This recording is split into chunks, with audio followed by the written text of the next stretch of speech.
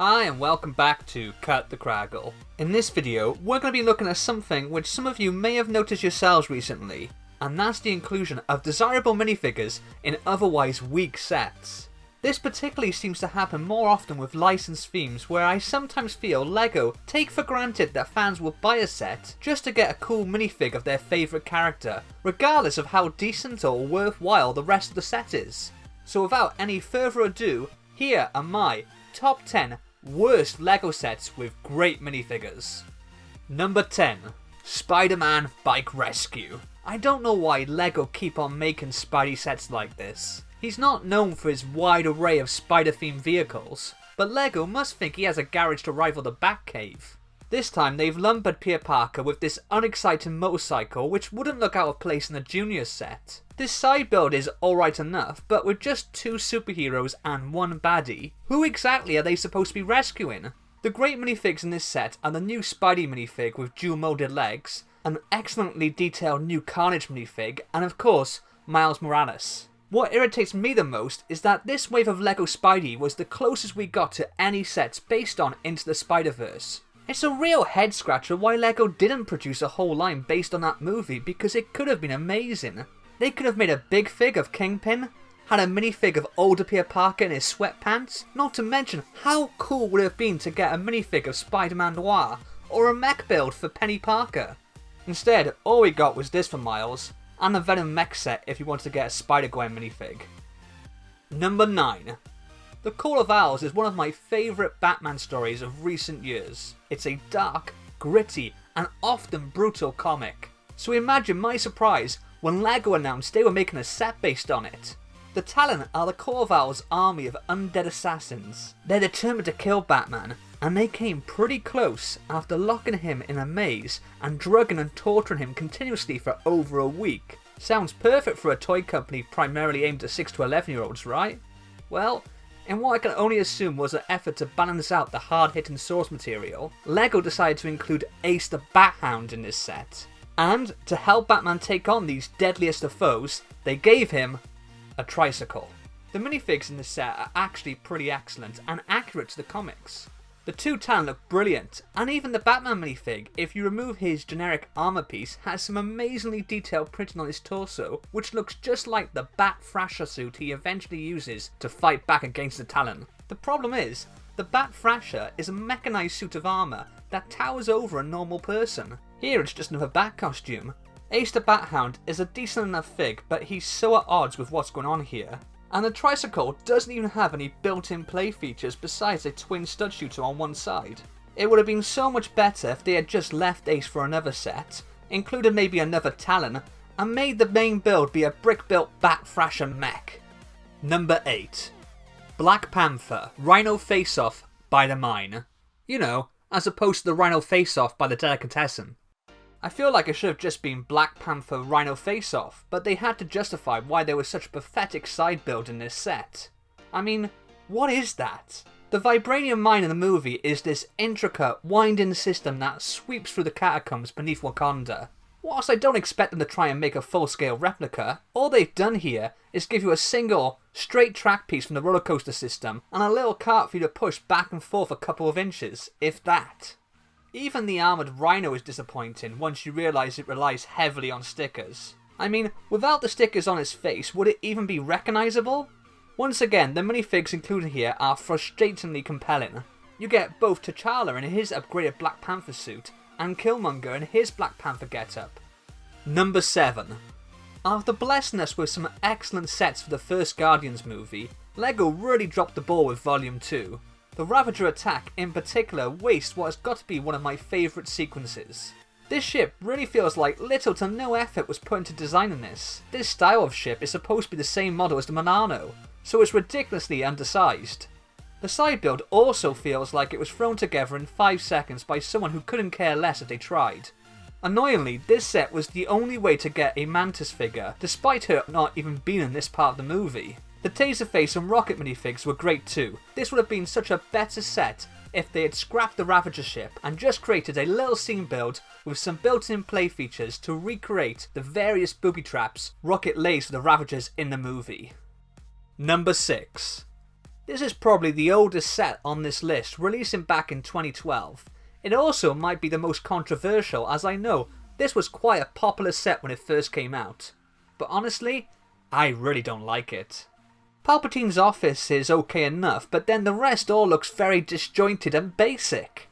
The landing pad just kind of sticks out on one side, and without the actual ship on it, I think you'd struggle to realise what it's supposed to represent.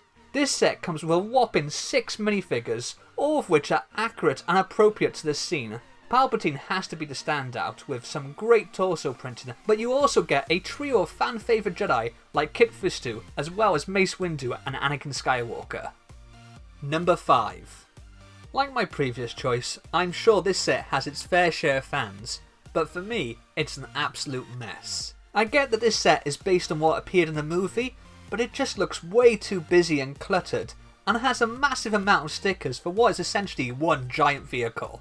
Yes, okay, it can separate into 4 smaller vehicles, but each one feels less significant than the one before it.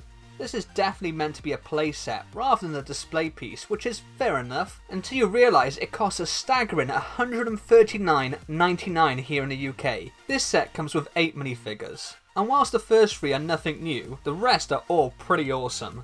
First up is this amazing variant of Alfred in this super retro batsuit. Then you get Polka Dot Man, which is a minifigure so colourful and zany, it's difficult not to fall in love with.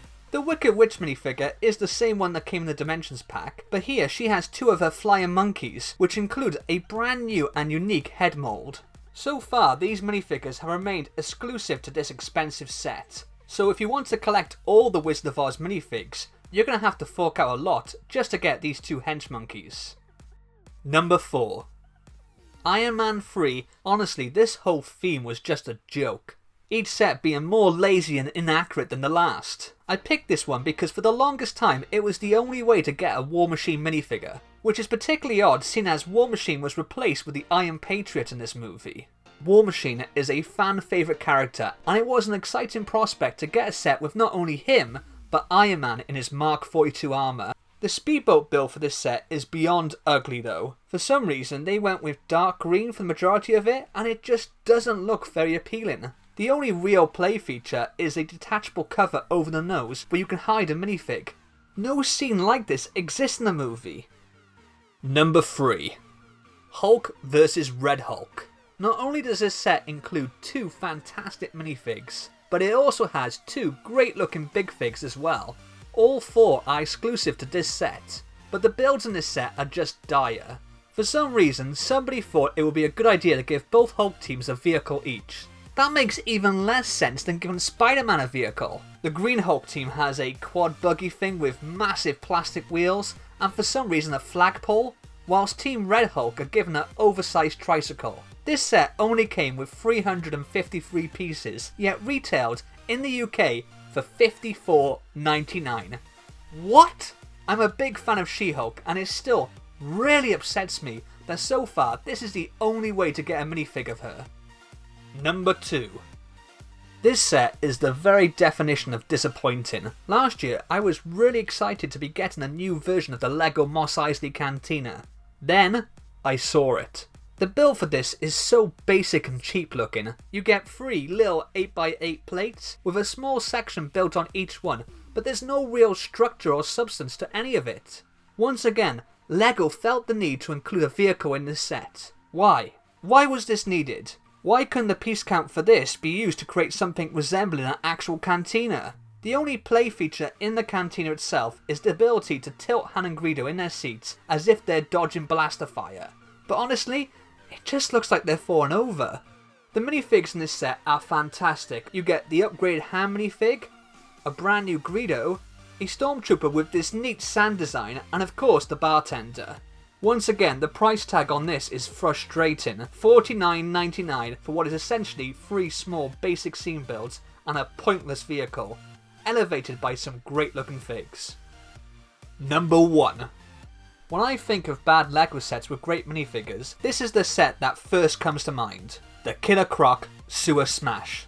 Never mind that the title is completely misleading, with not a single sewer build or anything to suggest one in sight. Just look at those vehicle builds. They're absolutely horrendous. I don't even know what this giant mouth on wheels thing is supposed to be, or why it has a weird looking podium sticking out the top. And this bat tank thing is so ugly it hurts my eyes just looking at it. These are some of the worst builds I've ever seen in an official LEGO set, and I just don't know how these got through the various stages of approval to make it onto shelves. Despite that, the fig selection here is a dream come true if you're a DC fan like me. Sure, Batman is nothing new, but as well as an exclusive big fig of Killer Croc, you also get minifigs of Red Hood, as well as Captain Boomerang and Katana. Like the Talon, I never thought we'd get a Jason Todd as Red Hood minifigure because of his harrowing backstory. But here he is. It's also great to have minifigs of some Suicide Squad members, as LEGO obviously never produced sets based on the movie. Like the last two choices in this list, the price tag for this set is heartbreaking. $74.99 here in the UK. The collection of characters included here is a must-have for most DC LEGO fans, so this was going to sell no matter what. It's just a shame LEGO couldn't show a bit more appreciation for its customers by making the builds at least halfway decent. Those are my top 10 worst LEGO sets with great minifigures. What are yours? Let me know in the comments below, and as always, don't forget to like and subscribe. I'll see you next time. Laters.